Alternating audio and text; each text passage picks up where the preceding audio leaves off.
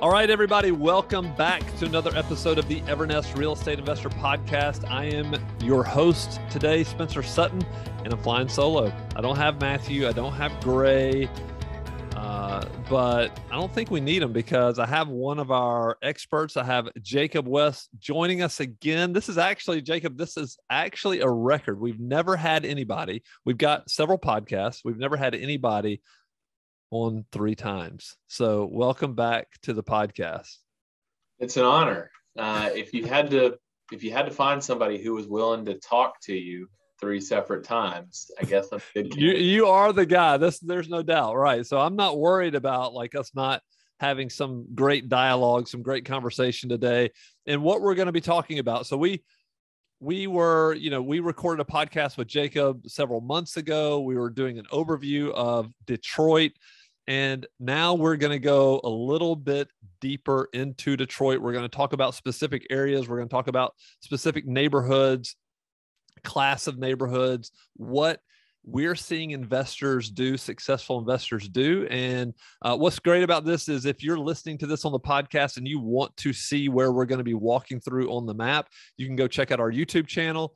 I'm going to let Jacob drive the map so that you can follow along. If you're on YouTube, you can watch it all, but we also will be describing it. So if you're just listening in the car on your podcast, we'll be describing where all these places are. So no worries there. You'll be able to follow along as well.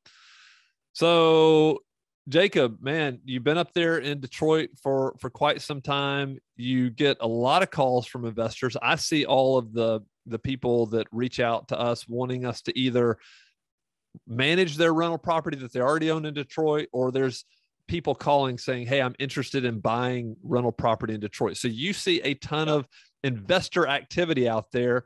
Tell me what the big draw with Detroit is. Like, why do so many people, it's almost, to me, it kind of seems like people are like, should I go to Detroit or should I not? Maybe they're looking for reassurance. They want to kind of know what Detroit is all about. So how do you explain it to people when they call and talk to you? Yeah, so I would say that probably a lot of people get kind of first interested because of, Detroit proper, city of Detroit. Historically and still today, you can find houses for just crazy, crazy cheap prices with the possibility for really, really strong cash flows that would be really tough to find in most major metro areas. And that's definitely what gets a lot of people in the door. But I think, one of the things that, kind of keeps people around or maybe entertains, people's curiosity for a little while is that, once you get outside of Detroit, it is a very big city, which, like any other big city, means there's a huge supply of potential deals out there. And there's also a lot of diversity in those deals too. So if you're looking for, pretty much any class of property, you could find, at least something out there that could be a good deal for you. And then I would also say too that it has been among one of the fastest movers in terms of rents going up in the last 3-4 years. Rents going up 7+% a year for 3 years in a row doesn't hurt either. Yeah. Investors love that. Are you kidding? Yeah. But I, when I think about Detroit, cause I've been to Detroit and, knew somebody who was buying wholesaling houses up there for quite some time. I think investors, like you're saying, first initially get attracted because they hear, oh man, I can do, like, there's massive cash flow ability in Detroit. However, with tons of cash flow potential comes a ton of risk, right? So you and I were talking about there's all classes of neighborhoods in Detroit. And so when you're thinking about like high cash flow, most people they're thinking about buying houses for $5,000, $2,000 or whatever, but that's big time risk involved in that, right? Yeah, certainly. And to be honest, even the ones that are high risk, the days are gone of $5,000 houses. Oh, they are. Okay. Yeah. Especially around here. I mean, just prices just gone up so much, Yep. So, that $5,000 house, maybe more like a $20,000 house now. but still, I mean, you're right. You can get them for dirt cheap and make a ton of cash flow there. The risks are, what they are in any property like that. If you're buying houses in that price range, it's going to need a lot of work.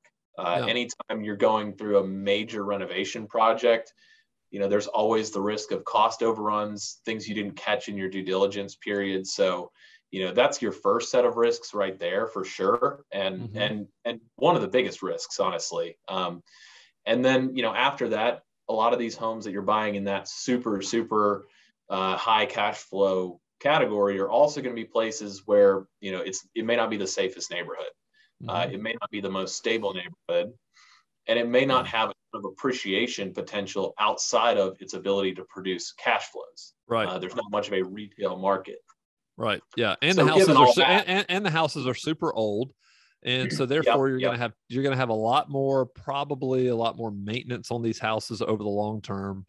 Potential delinquency, those kind of things. So, but I would say those are risks that can be mitigated. And, those are probably, risks that if you find the right deal, if you do the right due diligence, if you really know what you're doing, from the initial renovation standpoint, and you place a good tenant, then you might be in good shape and not have too many issues. Right. The real risk a lot of times, unfortunately, comes from the fact that, the way that these deals are being, people are slinging these deals like left and right, throwing cash around, not inspecting properties before they buy them. And when you get into a situation like that, where people are comfortable doing that, because the prices are so low, you're also, you're rolling the dice every time you do that. Yeah, it really is more of a gamble than a calculated investment. Which is, if you do it at high enough volume and you know what you're doing, you can make plenty of money, right? But it's not for everybody. That's right. Yeah, you need super high risk tolerance, and you need to have the ability to roll the dice, like you're saying. All right, so let's, you and I were talking before we even hopped on here, and we were talking about how we wanted to frame this discussion, and you were essentially talking about 4 main areas. So what we're going to do today is we're going to let Jacob drive this map, and we want to talk about 4 main areas that he is seeing a lot of opportunity in for investors, so that if this is something that you're interested in, if you're interested in Detroit, you can start doing your research in these areas beyond what we're going to share with you today. Yeah. So I've got my screen pulled up here. I'm zoomed in on Detroit right now. And I'll zoom out for everybody slowly. So we're still looking at mostly Detroit here. But if you zoom out, really everything here in gray in this whole area would be considered Detroit metro area. So it's a really big metro area. So for those of you who are listening on the podcast, the gray area is the area so you have Detroit, the center of Detroit is essentially everything north and northwest for how many square miles? Oh boy, put me on the spot with that one. But it's, if you were to, imagine you've got your imaginary protractor here, and you put the pointy bit right there in Detroit, right near the river by the Canadian border. If you drew a partial circle to encompass the metro area, it's basically everything that's within like a 40-mile radius, something like that. Gotcha. Okay. And it's basically like 2/3 of a circle. Okay. All right. So this is Metro Detroit is what you're describing here. Yeah. And if you look at, and that's what most people would call it in the area. Not, if you say Detroit, you mean the city of Detroit. If you say Detroit Metro or Metro Detroit, you're talking about the whole broad area. Okay. And so let me get this straight. So for what you and I have been talking about, when people come in and say, hey, I want to invest in Detroit, if they're talking about the city of Detroit, that is something else other than what we're about to talk about, the Metro Detroit. Yeah, we'll hit on city of Detroit along with the other parts of the metro area. But yeah, typically people from other areas who aren't as familiar with Detroit are going to call the whole metro area Detroit. But locals do specify that just because there are so many differences. And if you're, following along at home, or you want to look back at this later, if you look up Detroit, Michigan on Google Maps, and you see, Google Maps uses the gray parts to, notate metro areas typically, that's basically what we're following here. That's not like a perfect, cutoff, or anything like that, but that's going to cover most of it. Gotcha. Okay. So I'll use the search feature here to kind of highlight some stuff. So we looked at the whole metro area with the whole gray section. So if I looked specifically at the city of Detroit, you can see where that lines up versus the whole metro area. And the city of Detroit is all within Wayne County. So Detroit's in one county, and then there are two other counties that make up the metro area along with Wayne County, and that would be Macomb and Oakland counties. So we've got Detroit here, and the rest of Wayne County, you can see here in kind of the southern part of the metro area, really southwest. Right. Yep. And then we've got Macomb County, which would be to the northeast. And then in the middle between the two, we've got Oakland County. And these will be the four areas that we're talking about. So Detroit kind of gets its own special section. It is the biggest city, obviously, in the metro area, and it's what a lot of people are looking at. And then each of the counties will do a section on those as well. Okay. And to provide just a super broad strokes, kind of intro before we hop into Detroit, we'll go through Detroit first. Detroit is going to be dominated by high cash flow stuff, lower prices. And then Macomb and Wayne County are going to be, they're going to have a good mix. There certainly are some high end areas, but they're going to have a lot of stuff that's kind of right there in the middle. It's got cash flows, and it's also got appreciation potential. Prices are certainly higher, but areas are certainly more stable than much of Detroit. And then Oakland County is going to be the most expensive county for the most part, and going to have more of the higher end stuff. But there are certainly some good opportunities still for investment in those areas. It's just going to depend on finding the right deal, or having the right mindset and right entry level of cash as well. So we'll cover Oakland last. All right, great. So you want to start off with Detroit? Yeah, we'll start off in Detroit. So like we said, Detroit's dominated by a lot of like high cash flow, lower price stuff. So Detroit, as a percentage of the metro area population, which is about 4.5 million, Detroit is 600,000 to 700,000 of that. People get very sensitive about census data up here, so we won't delve into the controversies there, but somewhere in that neighborhood. Okay. So it's round about 20% of the metro area in terms of population, and it's got a spectrum. It's got everything from ultra high end, $10 million mansions and stuff like that, all the way to burnouts and skid row type situations. Right, like what we consider F class, like below D. Yeah. So there's stuff that would never make sense to own as an investment because it's too expensive or because it's too cheap at times. Right. Yep.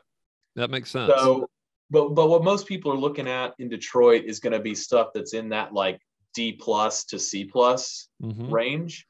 And typically those are going to be houses that are priced, depending on renovation status and size, of course, but houses that are priced somewhere in like $40,000 to $100,000. Okay. For the most part. So that's kind of the bread and butter of Detroit investing, would be kind of that kind of stuff. That's what most people looking are finding, and what they're those are those high cash flow deals we're talking about. Right. And then there's also they're not the F. They're not the F class, and they're not the high end A class. You're talking about the D plus to C plus, and those are the ones that are about 40 grand to 100 grand. Then they're going to need some renovation. More than likely, they're going to need some repair. If they're on the 40 grand side, they're going to need some work, but maybe not that much. Right. Right. And so, but investors are still finding these properties. Talk a little bit about the type of property this is for the single family. So for the Yeah. single family, like, are they old houses? I'm just imagining they're 100 years old. Yeah. So most of what we've got in Detroit, I mean, it's almost all going to be old. Okay. I think it would probably be less than 5% of the single family stock in Detroit that's newer than 1980. Gotcha. Probably it might even be less than 1%. I mean, it is like you'll find them occasionally where someone's done knockdown rebuilds, but in terms of original built housing stock, it's all old. Yep.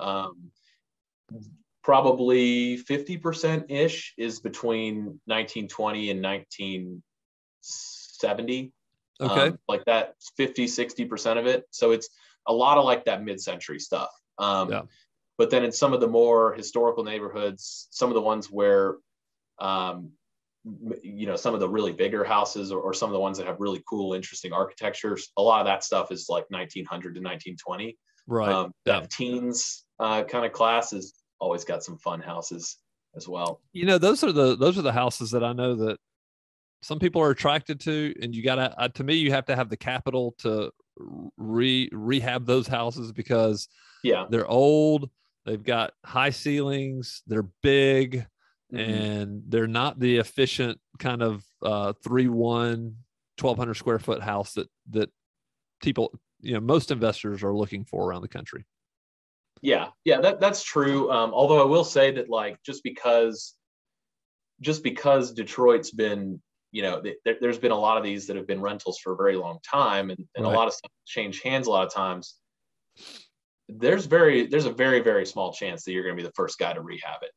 Yeah. So in a lot of times you may be doing more of a cosmetic renovation on an old house that's had some of the other stuff replaced. A lot of stuff's had the sewer line replaced. Almost everything's had heating, cooling, and electrical replaced. Oh, okay.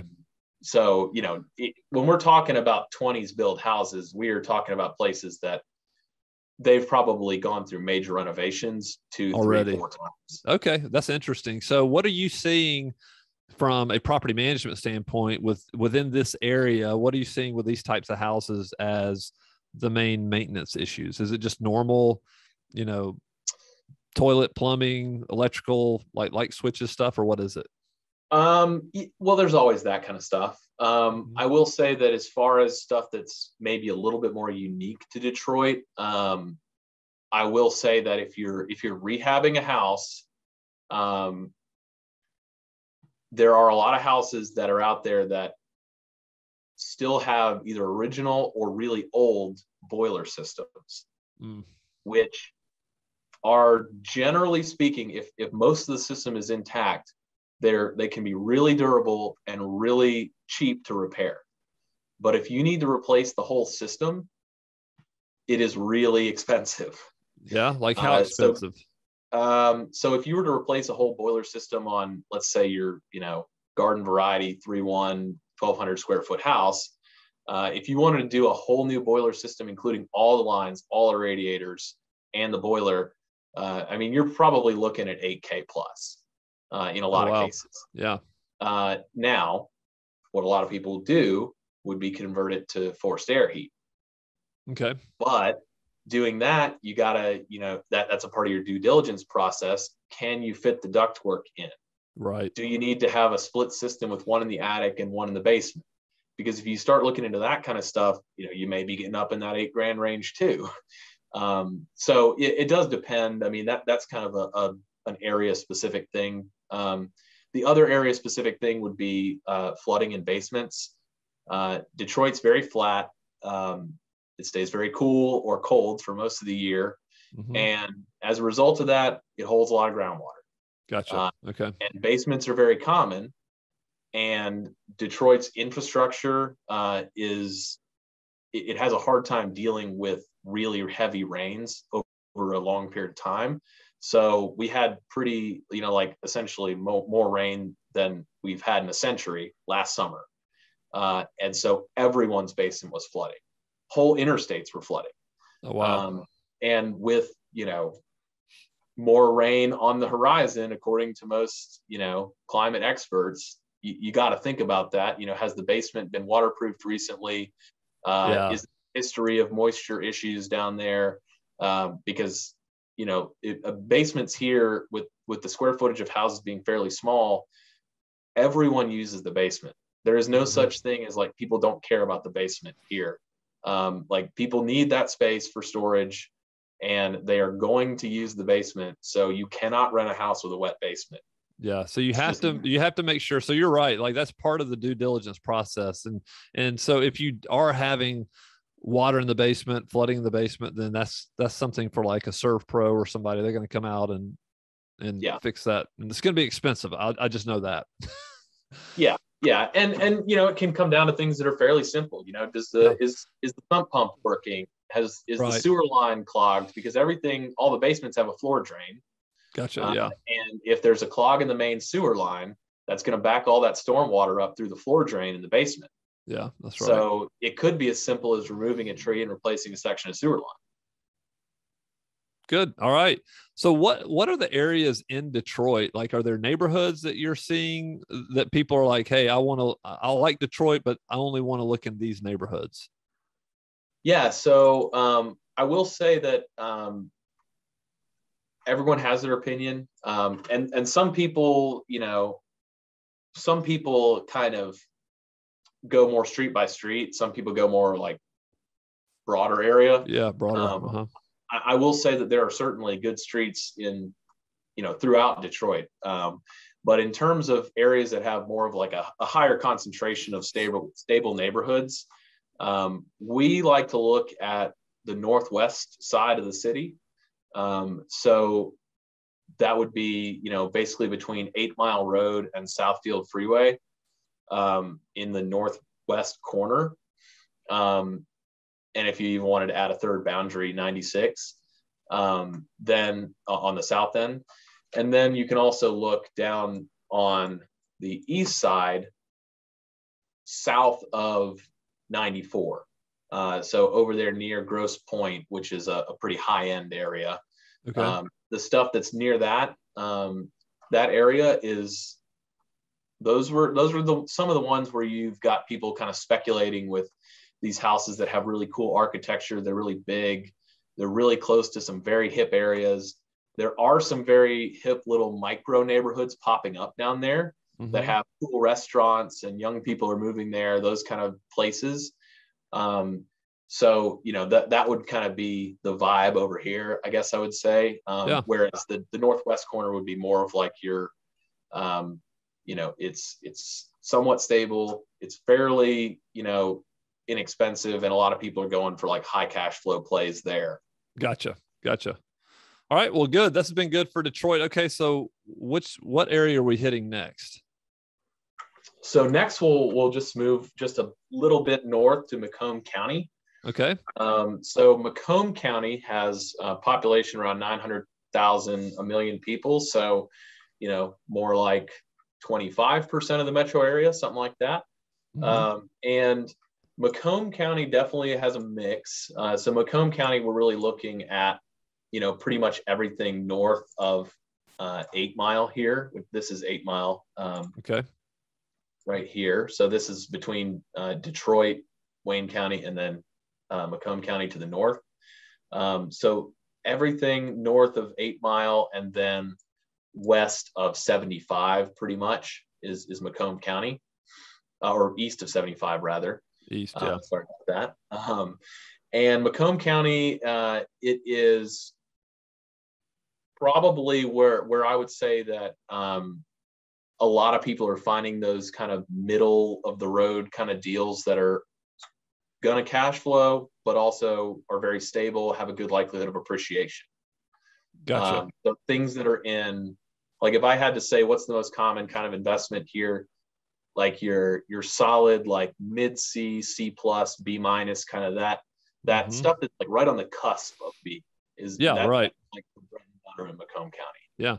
Well, and that's really the bread and butter of most investors. Investors love like that middle of the road C class neighborhood, really. Yeah. And it's reliable, right? Because a lot of these areas, like to name off a few areas like the 696 corridor. So between 696 and 8 Mile, so looking at Warren, Centerline, East Point, Roseville, all those cities they make up a huge chunk of Macomb's population, for one. And second, it's where there's a huge supply of reasonably affordable houses for investors to buy or for renters to rent. Things that are living right in that, let's say for a 3-bed, 1-bath, which would be kind of the standard over here. For that 3-bed, 1-bath, you're looking at somewhere around, 13 to 1,700. Gotcha. Depending on where you're at, how nice the rehab is, features and amenities, et cetera. Right. And so what is an investor going to pay for houses over in this area if they're able to find them? I would say, 100 to 200,000, okay. depending on size, because we are starting to get into areas where, there could be some pretty big differences in home sizes in the same neighborhood, especially. Really? So what do you mean? Like you got some smaller, efficient homes, and so this is more of a custom area, and people are just kind of building houses as opposed to more of a planned neighborhood where they all kind of similar, look the same. Well, so Detroit's interesting that way. There's not really any HOAs around here until you get into some of the newer built suburbs. There are a lot of, originally, most of the stuff that was really tight to Detroit, they were subdivisions that were built planned, they're planned right. subdivisions. There are a lot of houses that look similar, have generally similar stats or maybe similar design styles, but they're still going to vary in terms of floor plan a lot and size a lot. But if you talk about Macomb County as a whole, so like a particular subdivision in Warren might have just a boatload of, 1940s era bungalows they're all basically boxes.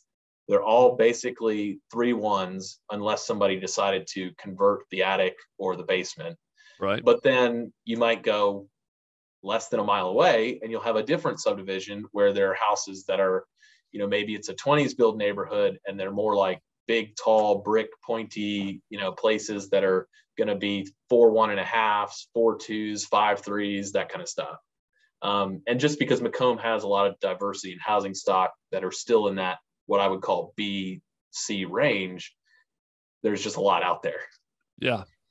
So how are investors finding houses in these areas? So, because it seems like Macomb is pretty diverse, and like, how are they going about finding properties most of the time out here?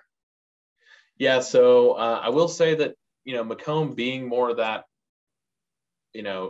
diverse, middle of the road, kind of, it's got a super healthy retail market too. So it's tough out there on the MLS. Yeah, for sure. Right.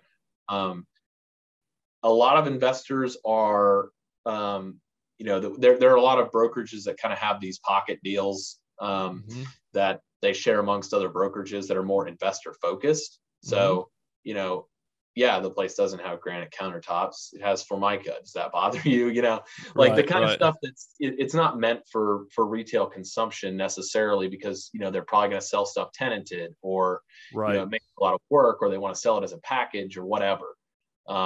Close quickly in cash with no inspection, that kind of stuff.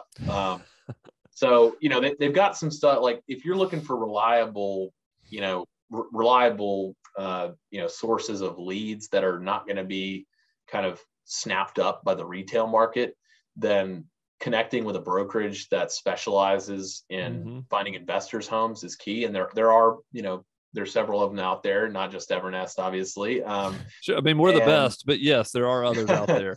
but yeah, so there, and we, we all share listings, right? That's the point. Right. So we partner with plenty of them as well. And then also there are some good kind of investor focused deals on Roofstock too, that are out there. We've got a few clients, a handful, several maybe, that are either currently closing or have recently closed in the last month or so on some houses in Macomb County through Roofstock. Gotcha. Okay. That's a small pool, but it's a pool that is investor focused. Yeah. Otherwise, you're in the area. You're getting on wholesalers list. You're doing all the legwork. You're in the neighborhoods. Maybe you're even doing some dig leading yourself. maybe you're sending out mailers, but you've got to have some type of connection, whether that be through a brokerage like Evernest, wholesalers, or use more of a retail place like Roofstock. So yeah, that makes a lot of sense. Yeah. Okay. Or look for stuff that's really distressed, you know? Right. Most people are going to be scared of. Yeah. Yeah. With retail sales as hot as it is, I mean, it's tough out there in areas that have a retail market. That's just a fact. That's right. Any city. But yeah, so I mean, in terms of general areas like that area surrounding Warren, 696, 8 Mile, that's going to be where a ton of that kind of affordable C-ish and low B, mid B stuff is at. St. Clair Shores, Harrison Township, this kind of area along the lake, you're going to be able to find a lot of like that solid B to low A stuff. Mount Clemens is an area that I'm pretty excited about. A lot of people are right now. It's a small suburb, but it's the county seat of Macomb County. It's got a lot of major employers in the area, and it has a lot of cheap houses either in Mount Clemens or nearby. So you can find some, and because it is a little further from downtown Detroit, you can find some stuff that is pretty darn affordable for stuff that'll be a solid mid C or low B kind of place. You just have to, it's a small town, so they, it's not like there's 1,000 listings out in Mount Clemens right now, Right. That's really interesting. I was just talking to a buddy the other day, and I think this is happening all over the country and all of these markets with as hot as the market has been. Just the move to find rental investment properties out away from the major areas. I mean, and I was talking to a friend, the guy, Brian, and Brian was telling me that he's looking for houses where I am currently in Birmingham. He's looking for them further out than he ever has before. And, just because that's where he's having to go. So, taking a chance and making some bets on some of these areas that are further out is not necessarily a bad idea. It can be a really good idea. Yeah. And keeping in mind too, that, I say further out and I say small town, but it's within the Detroit metro area. Right. Mount Clemens is 20 minutes from downtown. It ain't far. It's not that Detroit, far. That's Detroit's very easy to get around as well. Which is nice. It's not like Atlanta. Yeah. So really it's kind of interesting that way. People will drive for employment from almost anywhere in Metro Detroit because it's not that bad. Yeah. And making sure that there are big employers in the area, Mount Clemens is, and Harrison Township, Clinton Township, there's a huge Air Force base over there. And it's the county seat, and there's hospitals and, a lot of industry out that way too. So there's a lot of employers as well. So it's not like it's, podunk nowhere out in the sticks. Yeah. Right. So knowing that going in too is important. Is really helpful. Yeah. All right. So what's after Macomb? So moving on to Wayne County. So Wayne County, excluding Detroit, is similar to Macomb County. It's got a mix of areas. But what a lot of investors are looking for is that happy medium, cash flow plus appreciation kind of thing.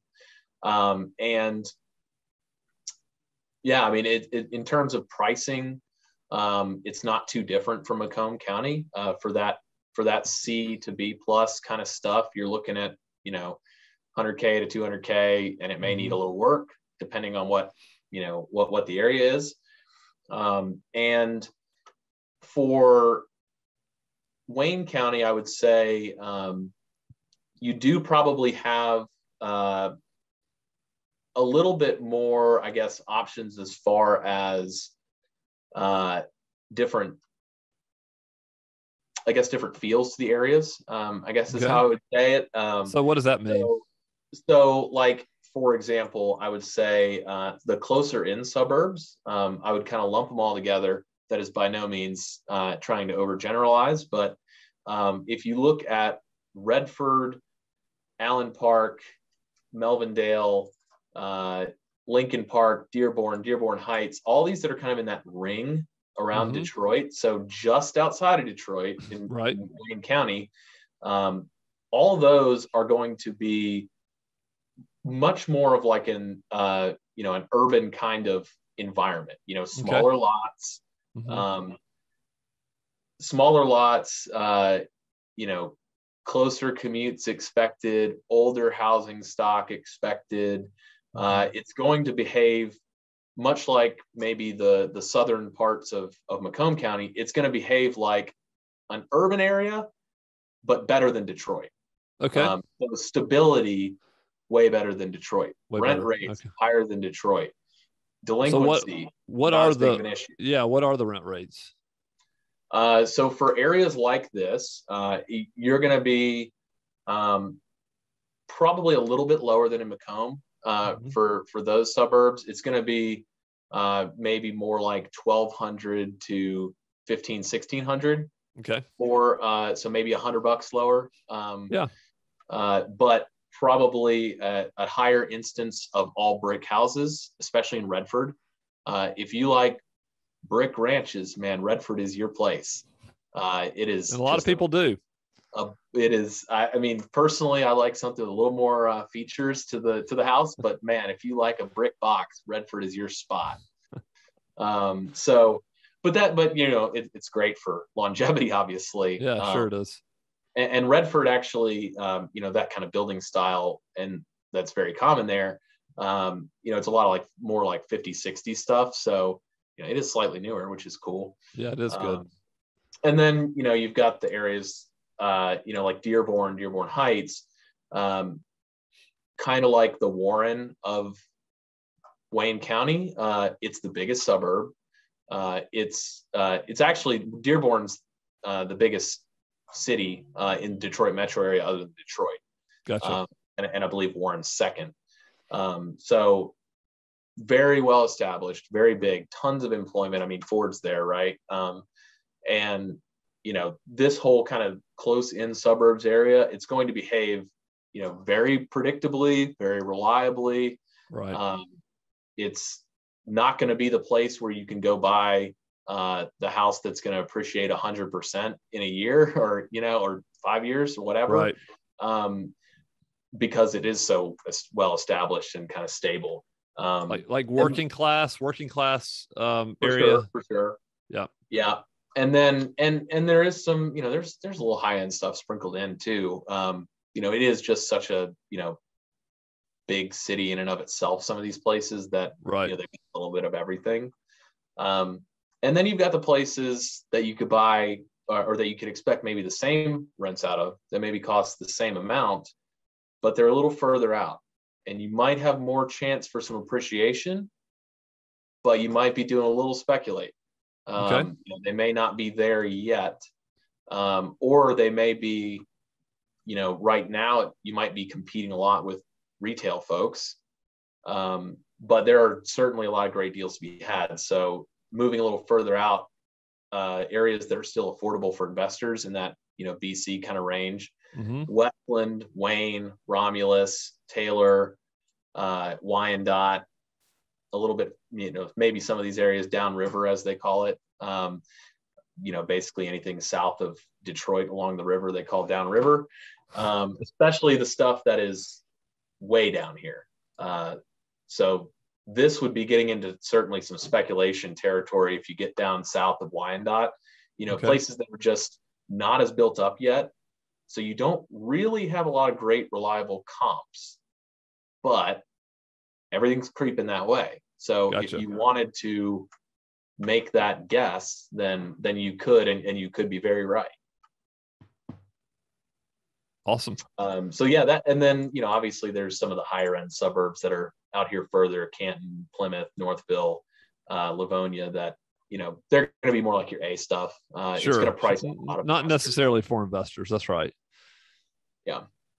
All right. Those would be ones where if you found something really distressed, you could do well, but you're not going to be the only guy at it. Yeah, and probably more of a fix and flip type opportunity. Yeah, fix and flip, or rent for a year, flip after that kind of thing. Yeah. Okay.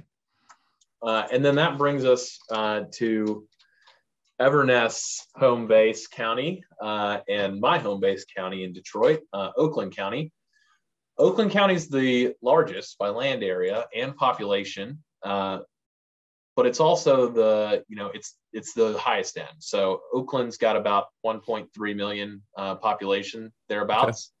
Okay. And you'll also notice that a good chunk of it is really not in the Detroit metro area.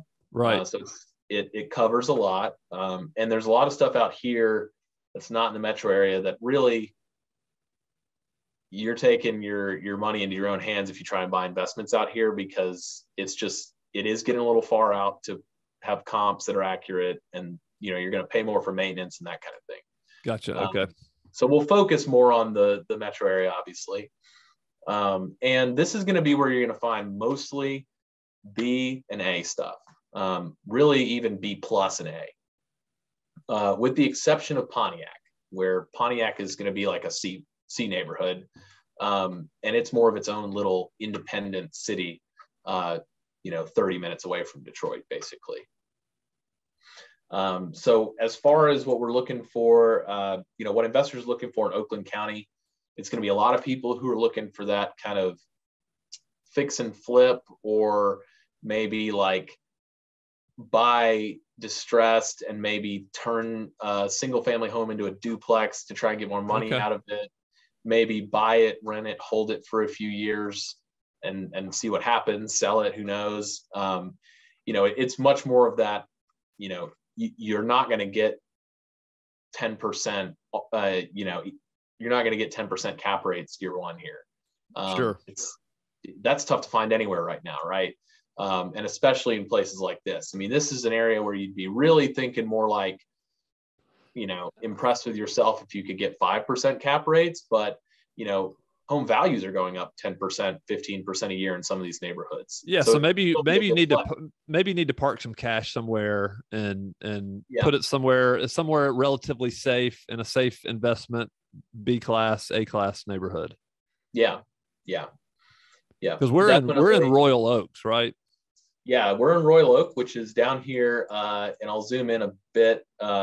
So the closest to Detroit kind of corner of Oakland County, the southeast corner, along this Highway 1, which is Woodward Avenue. They call this the Woodward Corridor.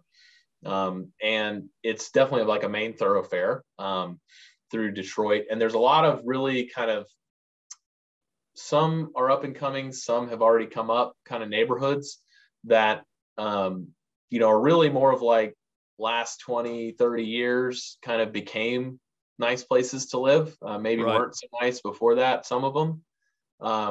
So you do have a lot of people who like have that in their mind when they think like, okay, up and coming Detroit, like Ferndale. Well, Ferndale is going to price out a lot of investors right now. You could still find something, but it's pricey. So is Royal Oak. Yeah. Even more so, honestly. And kind of as you get out each step further on Woodward Avenue, you're going to get more expensive, basically. And more, it's been a while since it came up and went. Sure. Right. Yeah. Right. So that's going to be a lot of that kind of, maybe fix and flip type stuff.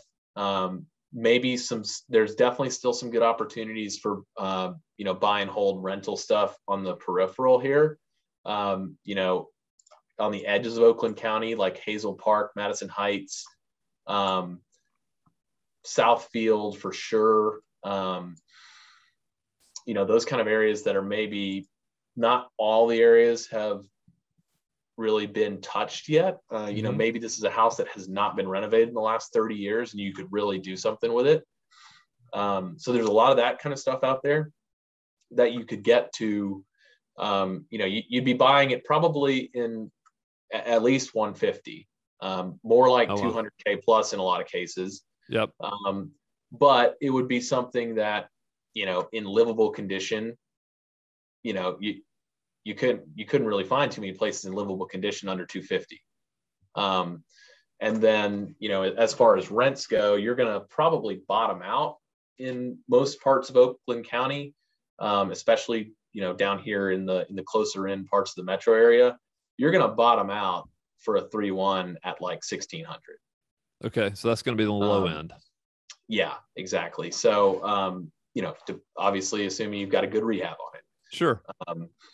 And then, so that's what you're looking for there. It's going to be your kind of, solid A minus, kind of maybe a couple B plus areas that are, could still be good rental investment buy and hold type plays, but also, a lot of high end stuff in there too.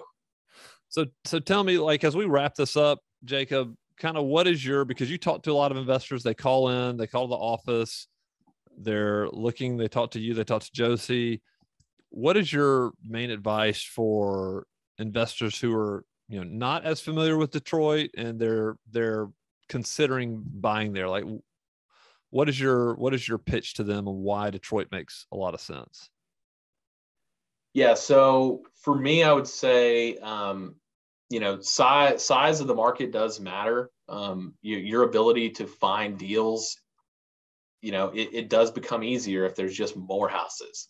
Yeah. That's obviously, part of the pitch.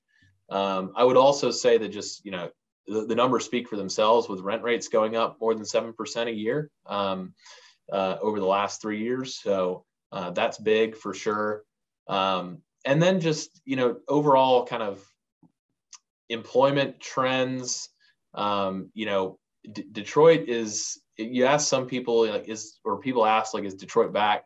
A lot of people would say Detroit's back. It's been back. Yeah. There's a lot of really good stuff happening in the city itself. And to be honest, a lot of the suburbs, they never really stopped growing. Sure. Right. That's right. As a response to some of the issues in Detroit itself, especially, as, the auto industry really took a hit, kind of starting in the 70s, really. In response to that, a lot of the cities put a ton of effort, and really in a lot of them, their main focus is, we can't be Detroit. We are going to prevent all of the problems that befell Detroit from befalling us. Right. Which is why if you go look at, 8 Mile Road, shout out Slim Shady. If you look at 8 Mile Road and you look at the same house on one side of the road and the other side, one's in Warren, one's in Detroit. Yep. The exact same house could be worth 50% or more in Warren. And you could rent it for $300 more, for example, for the same place. Right. So, that's, a variety of means, property taxes, unfortunately for owners, they are going to be a little higher in some of those areas outside of the city of Detroit. They've really all around the Detroit metro area, there's a pretty robust rental compliance system in place to make sure that landlords keep up their properties and keep neighborhoods nice and keep property values going up, which, you want to make sure what needs to be fixed going in your due diligence process. So, it can frustrate investors at times because they have to, fix something, which is never fun. But at the end of the day, the fact that in, let's say, Warren, the fact that that you're never going to have your house sitting next to a burnout for 6 months, that's good to feel like. Sure. In Detroit, you don't know that. You don't know that. That's right. You might have that sitting next to your house and nothing you can do about it. And you don't have to worry about that in some cities. So I would say, like, definitely making sure investors understand that, you don't have to deal with Detroit problems to invest in the Detroit metro area. So if that's not what you're looking for, just don't look in Detroit. Yeah. Look outside of the metro area or outside of the city and in the metro area. So that diversity is good. Diversity of employment is good. And, it definitely makes it easier to find, areas that are up and coming when new employers are moving to the area. That's right. And when new businesses are opening, that you might be able to find that next new hotspot hub that's a little bit outside of town, because there are new employers moving to the area that need space, and they need those areas that are not in the city. And that's really what I'm hearing is that, hey, Detroit's big, it's diverse. It's not just Detroit that you're thinking of when you're talking about investing in Detroit. So if somebody wants to learn more about our services in Detroit, whether that be property management, brokerage services, whatever, helping you find deals, helping you manage the deals that you currently have in Detroit, Detroit Metro, all around, then you need to reach out to us. You can go to our website, evernest.co, and check it out, or you can email us directly at sales@evernest.co, and we will absolutely get back with you. We would love to talk to you about your property. Jacob, thank you, man, for being here. You are the Detroit expert. You know, we're going to buy a house up there at some point for the podcast, and so we're going to bring the film crew up. It's going to be a blast. Now, I don't want to do it in winter, so hopefully we can find something over the summer and come up there and hang out with you for a little bit. There is no better place to be than Southeast Michigan in August. Beautiful weather. Yeah, I believe it. I've heard that a lot. So, well, great. Well, all right, everybody. We will be back next week with another episode of the Evernest Real Estate Investor Podcast.